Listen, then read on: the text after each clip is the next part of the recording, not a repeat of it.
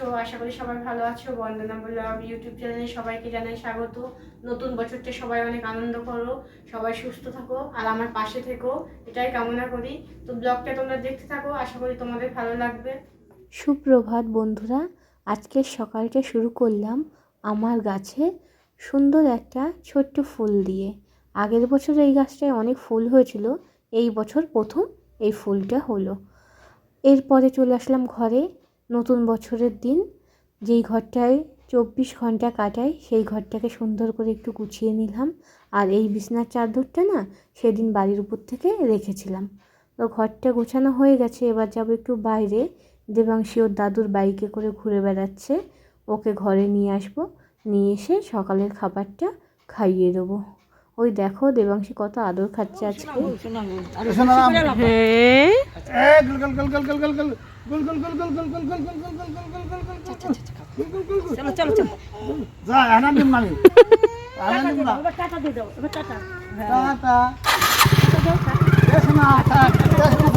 দেবাংশীর দাদু কাজে বেরিয়ে গেল, আর দেবাংশীকে দিয়ে আসলাম ওর ঠাম্মির কাছে। ওর ঠাম্মি ওকে খাবার দাবার খাইয়ে দেয়। এদিকে চলে এসেছি রান্নাঘরে। আজকে মা বলল তুই রান্না কর, তোর হাতে রান্না খাবো। তাই আজকে একটু মুসুরির ডাল করলাম।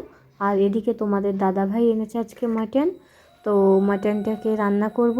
তো আমি কিন্তু মাটন রান্না করলে আগে প্রেসার কুকারে সেদ্ধ করে নিই, তারপর রান্না করি। বিয়ের আগে কোনো দিনই আমি মাটন খেতাম না, আর বিয়ের পরেও খেতাম না, কিন্তু বিয়ের পরে আমার শাশুড়ি আর তোমাদের দাদাভাই মিলে আমাকে 1 পিস করে খাওয়াতে খাওয়াতে এখন আমি 2-3 পিস 1 পিস খাই।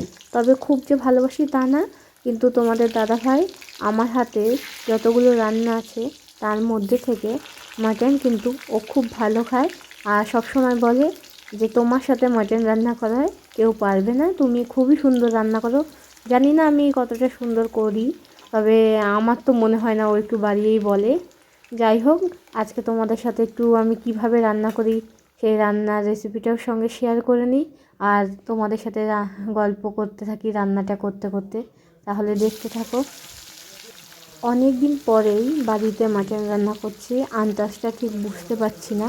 তো পরে যখন রান্নাটা হয়ে গেছিলো, পরে বুঝতে পারলাম মশলাটা আমি একটু বেশি করে ফেলেছিলাম।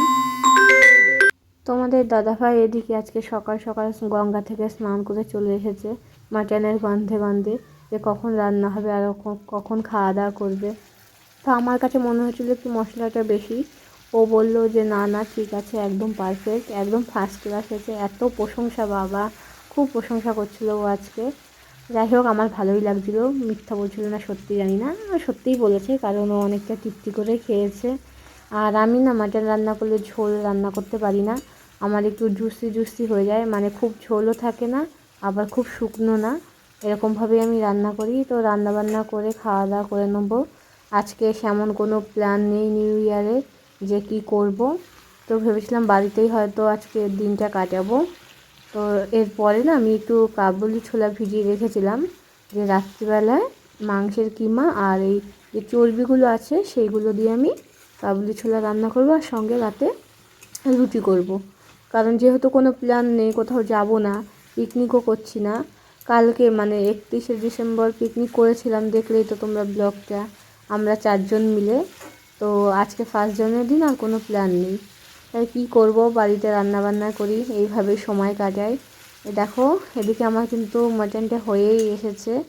এই যে এই অবস্থায়, মানে পুরো দেখো ঝোল শুকায়নি, আবার একদম মানে পাতলাও করিনি। এখন নামিয়ে ফেলবো।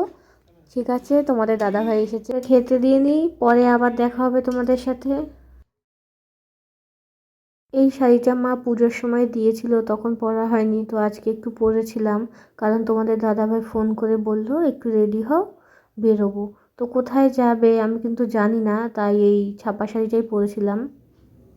যাই তোমাদের দাদা ভাইয়ের সাথে একটু ঘুরে আসি, দেখি কোথায় নিয়ে যায় তোমাদের দাদা ভাই। তোমাদের দাদাভাই আমাকে একটা ক্যাফেতে এনেছে। বাড়ি থেকে বেরোনোর পর আমি আর ভিডিও করিনি, কারণ বাইকের পেছনে বসেছিলাম, এত শীত করছিল আমার, খুব ঠান্ডা হাওয়া দিয়েছিল, একদম শীতে জমে গেছি, তাই ফোন বের করে আর ভিডিও করতে ইচ্ছা করছিল না। তো এই ক্যাফেতে, এখানে ক্যাফে বলে যে শুধু কফি পাওয়া যায় তা কিন্তু না, এখানে লাঞ্চ, ডিনার, স্ন্যাক্স, সন্ধ্যাবেলার মানে সব কিছুই পাওয়া যায়। তো আমরা কিন্তু এখানে শুধু আজকে কফি খাবো, কারণ ডিনার করব না। বাড়িতে তো দেখলে আজকে মাটন রান্না হয়েছে, আমি আবার কাবুলি ছোলা ভিজিয়ে এসেছি, মাংসের কিমা দিয়ে করবার রুটি করব। মাও বাড়িতে আছে, মাকে ধুয়ে একা খাবো না, দেবাংশীও নেই। তোমাদের দাদাভাই দেখো শীতে একদম মাফলারটা খুলছে না, একদম জমে গেছে। ফোন নিয়ে দেখো কি যেন একটা করছিল।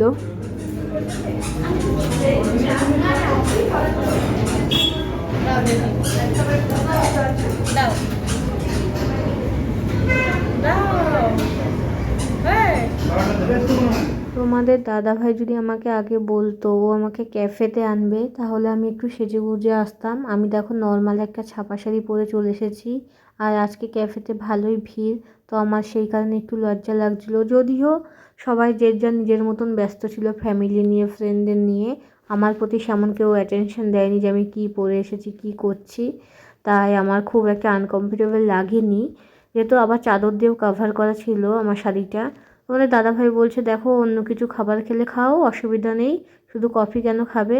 তাই আমি বললাম ঠিক আছে, আমি দেখি, যদি কিছু ভালো লাগে অবশ্যই খাবো।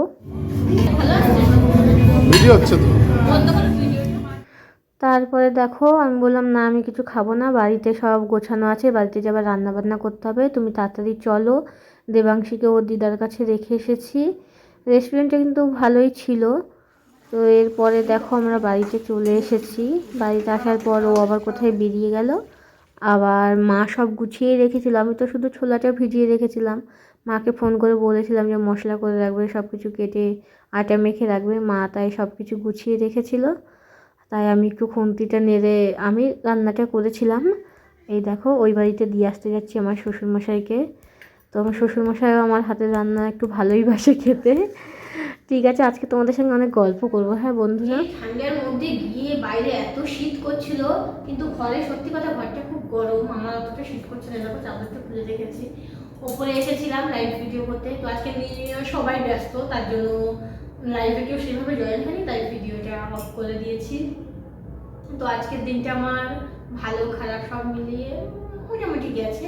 সারা বছর যাতে এইভাবেই চলে যায়।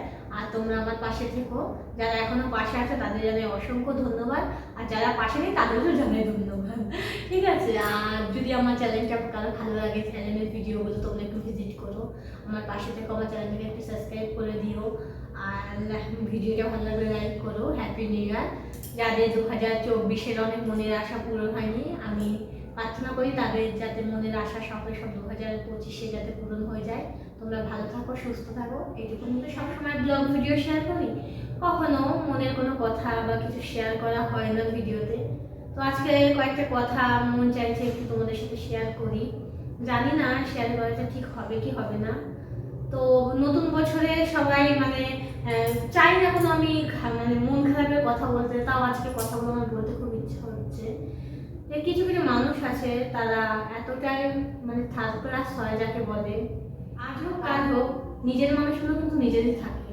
আর যারা এরকম মধ্যখানে সব ভালো সম্পর্ক নষ্ট করো, তোমরা ওই মধ্যখানেই থেকে যাবে সারা জীবন। ঠিক আছে, কথাগুলো আমি বলতে চাইনি, তো বলতে বাধ্য হলাম। আমি কখনো চাই না যে আমার পার্সোনাল লাইফের কথা আমি ইউটিউবে কারোর সাথে শেয়ার করবো বা আমি ভিডিওর মাধ্যমে বলবো। তবে কিছু কিছু সময় না না বলে থাকা যায় না। আমি তো আর বেশি কিছু বলবো না, ভিডিওটা আজকে এখানে শেষ করলাম। বাই, সবাই ভালো থেকো।